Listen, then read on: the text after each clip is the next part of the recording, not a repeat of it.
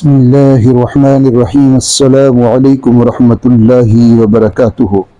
نور Islamic teacher کے معزز ناظرین و سامعین، آج کی ویڈیو بہت زیادہ اہم ہے کیونکہ ہم دیکھتے ہیں کہ اکثر لوگ اس چیز کی خواہش رکھتے ہیں کہ جنات ہمارے قابو ہوں اور جنات ہمارے کام کریں، جنات ہمارے مطلب کے مطابق جو ہم ان کو کہیں وہ اس کو کرتے ہیں، ہماری مدد بھی کریں اور ہماری ضروریات کا خیال بھی رکھیں۔ آج کی ویڈیو بہت زیادہ اہم ہے اسی حوالے سے، اس میں آپ کو اس کا شرعی نقطہ نظر بھی بتایا جائے گا اور آخر میں ایک خاص عمل بھی بتایا جائے گا جس سے جنات انسان کے بہت اچھے دوست بن جاتے ہیں اور اس کے معین و مددگار بھی ہوتے ہیں۔ اس لیے پوری ویڈیو کو آپ نے اچھے طریقے سے سمجھنا ہے، جو باتیں اس میں کی جائیں ان کو صحیح طریقے سے سمجھنا ہے، کیونکہ ہمیں سب سے پہلے اپنے تمام اعمال کے لیے اس چیز کو جاننا ضروری ہے کہ ہم مسلمان ہیں اور ہم جو بھی کام کریں گے وہ اسلام کی حدود میں رہتے ہوئے کریں گے۔ اس لیے پہلے اس چیز کو سمجھ لیں کہ کیا جنات کو ہم قابو کر سکتے ہیں اور کرنا چاہیے یا پھر نہیں کرنا چاہیے۔ پھر آخر میں آپ کو ایسا بہترین عمل بتاؤں گا کہ جس میں کسی طرح کا کوئی گناہ بھی نہیں ہوگا اور جنات کے آپ کے ساتھ بڑے اچھے تعلقات اور دوستی بھی ہو جائے گی اور وہ آپ کے لیے کام بھی کریں گے انشاءاللہ تعالی۔ سب سے پہلے تو اس بات کو سمجھ لیجئے کہ جنات کو ہم دوسروں کو نقصان پہنچانے کے لیے اپنے تابع نہیں کر سکتے، یعنی ہماری نیت یہ ہو کہ ہم یہ جنات کو اس لیے اپنا دوست بنانا چاہتے ہیں یا اپنے تابع کرنا چاہتے ہیں یا اپنے قابو میں کرنا چاہتے ہیں کہ اس سے ہم اپنے دشمنوں سے بدلہ لیں گے، اپنے دشمنوں کو نقصان پہنچائیں گے۔ اگر یہ نیت ہوگی تو اس طرح جنات کو دوست بنانا، تابع کرنا، قابو کرنا یہ بالکل ناجائز اور حرام ہے، ایسا نہیں کر سکتے آپ، اور اس میں بہت زیادہ خطرات بھی ہوتے ہیں۔ لیکن البتہ اس میں ایک چیز ضرور ہے کہ جنات کے شر سے تحفظ کے لیے اور دفع ظلم کے لیے جائز عملیات جو ہیں وہ ہم کر سکتے ہیں۔ جنات کو تابع کرنے کے حوالے سے حضرت مفتی محمد شفیع رحمۃ اللہ علیہ نے اس کی وضاحت بیان کی ہے، پہلے اس کو آپ سن لیجئے، جس میں وہ فرماتے ہیں کہ جنات کی تسخیر اگر کسی کے لیے بغیر قصد و عمل کے محض اللہ رب العزت کی طرف سے ہو جائے، جیسا کہ حضرت سیدنا سلیمان علیہ السلام اور بعض صحابہ اکرام کے متعلق ثابت ہے تو وہ معجزہ یا کرامت میں داخل ہے، اور جو تسخیر عملیات کے ذریعہ کی جاتی ہے اس میں اگر کلمات کفریہ یا اعمال کفریہ تو کفر اور صرف معصیت کے اوپر مشتمل ہو تو پھر ایسا کرنا یہ گناہ کبیرہ ہے۔ یہ کیا ہے؟ گناہ کبیرہ ہے۔ اور جن عملیات میں ایسے الفاظ استعمال کیے جائیں جن کے معنی معلوم نہ ہو، ان کو بھی فقہائے کرام نے اس بنا کے اوپر ناجائز کہا ہے کہ ہو سکتا ہے کہ ان کلمات میں کفر، شرک یا پھر معصیت پر مشتمل کلمات ہوں۔ قاضی بدر الدین رحمت اللہ علیہ نے لکھا ہے کہ ایسے نامعلوم معنی کلمات کے استعمال کو انہوں نے فرمایا کہ یہ بھی ناجائز ہے۔ اب دوسری بات کو سمجھ لیجئے کہ اگر یہ عمل تسخیر اسماء الہیہ یا آیات قرآنیہ کے ذریعہ ہو اور اس میں نجاست وغیرہ کے استعمال جیسی کوئی معصیت بھی نہ ہو تو اس شرط کے ساتھ جائز ہے کہ مقصود اس سے جنات کی اذیت سے خود بچنا یا دوسرے مسلمانوں کو بچانا ہو،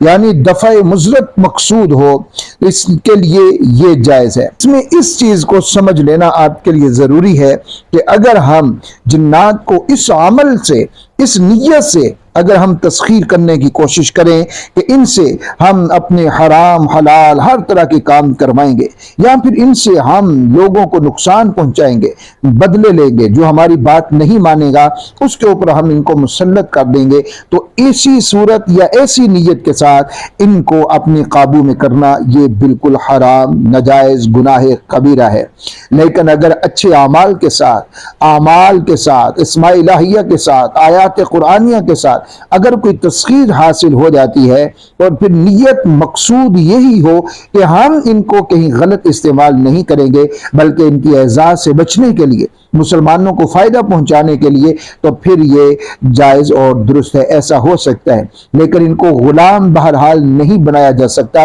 ان کو اپنا دوست بنایا جا سکتا ہے۔ ناظرین اکرام، یہ تو ہم نے آپ کو اس کا شرعی نقطہ نظر بتا دیا، کیونکہ آج کل ہر شخص یہ چاہتا ہے کہ میرے پاس جنات ہوں اور وہ میرے سارے کام بناتے جائیں، جیسا کہ ان سے دولت منگوانا۔ ایسی بہت سارے وظائف ہم نے انٹرنیٹ کے اوپر دیکھے ہیں کہ لوگ جو ہے وہ بس وظیفہ بتا دیتے ہیں کہ یہ وظیفہ کیجئے، اس کے ذریعے سے دولت آ جائے گی۔ میں نے اس کے اوپر ویڈیوز بنائی تھی، لیکن دوستوں نے جنہوں نے پوری دیکھی انہوں نے تو اس چیز کو سمجھ لیا، لیکن جو نہ پوری دیکھ سکے، صرف انہوں نے تھمبنیل دیکھا تو انہوں نے اس کے اوپر اعتراض کیا کہ آپ یہ غلط بات لوگوں میں پھیلا رہے ہیں۔ حالانکہ اس میں بھی ہمارا مقصود یہی تھا کہ ایسا کرنا یہ درست نہیں ہے۔ ہاں، ان کے ساتھ آپ دوستی کر سکتے ہیں۔ اب اس میں جو عام طور کے اوپر کہا جاتا ہے کہ ہم جنات سے پیسے منگوائیں گے، دولت منگوائیں گے، تو اس کے بارے میں علماء کرام فرماتے ہیں کہ ان پیسوں یا چیزیں جو بھی جنات لا کر دیں تو وہ جائز اور درست نہیں ہے ان کا استعمال۔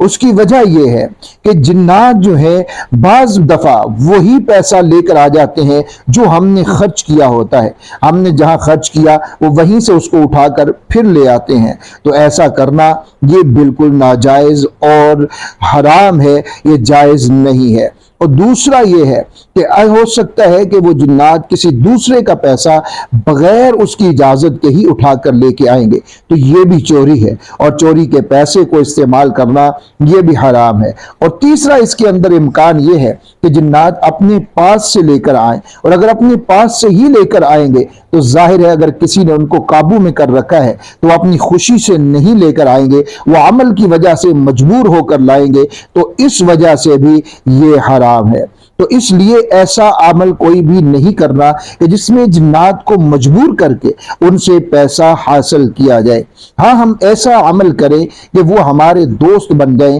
اور دنیا کے کاموں کے اندر وہ ہمارے معین ثابت ہوں، ہمارے اچھے دوست ثابت ہوں۔ اگر جنات اچھے دوست بن جاتے ہیں تو ہمیں بہت ساری ایسی مشکلات جو ہمیں نظر نہیں آ رہی ہوتی، لیکن وہ ان مشکلات کو اللہ رب العزت کی دی ہوئی طاقت سے حل کر دیتے ہیں اور ہمیں بہت ساری چیزوں سے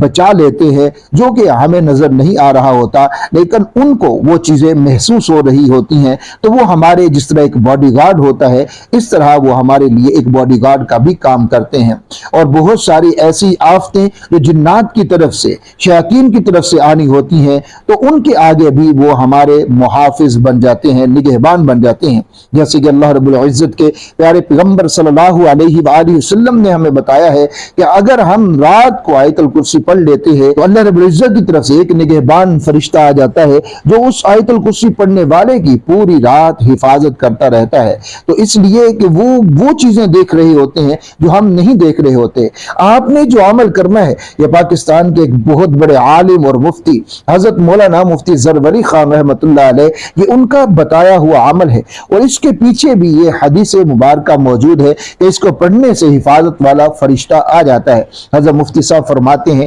اس کو دو طریقے سے اگر آپ کریں گے تو اس کے دو فائدے ہوں گے۔ پہلا فائدہ تو یہ ہوگا کہ آپ کی شریر جنات سے جان چھوٹ جائے گی، وہ کبھی بھی آپ کے قریب نہیں آئیں گے، اور دوسرا فائدہ یہ ہوگا کہ جو نیک اچھے جنات ہیں وہ آپ کے دوست بن جائیں گے اور آپ کے کام آتے رہیں گے، کیونکہ وہ دوستی میں کام آئیں گے۔ نہ تو آپ نے ان کو غلام بنایا، نہ آپ نے ان کو تابع کیا، بلکہ وہ دوستی کی وجہ سے وہ آپ کے کام بھی آئیں گے۔ تو وہ عمل کیا ہے؟ عمل بہت آسان ہے۔ وہ فرماتے ہیں کہ دو طرح سے آپ کر سکتے ہیں۔ ایک تو یہ کہ صبح شام 25 مرتبہ آپ آیت الکرسی کو پڑھیے، اور دوسرا یہ وہ زیادہ آسان ہے کہ ہر نماز کے بعد آپ 3 مرتبہ آیت الکرسی کو پڑھ لیں، تو انشاءاللہ تعالی ایسا ہو جائے گا جیسا کہ فرمایا گیا، جو شریر شیاطین ہیں، جنات ہیں، ان سے جان چھوٹ جائے گی، اور جو نیک جنات ہیں ان کے ساتھ دوستی ہو جائے گی انشاءاللہ تعالی۔ امید ہے ناظرین اکرام آج کی یہ ویڈیو بہت زیادہ فائدہ مند ثابت ہوگی،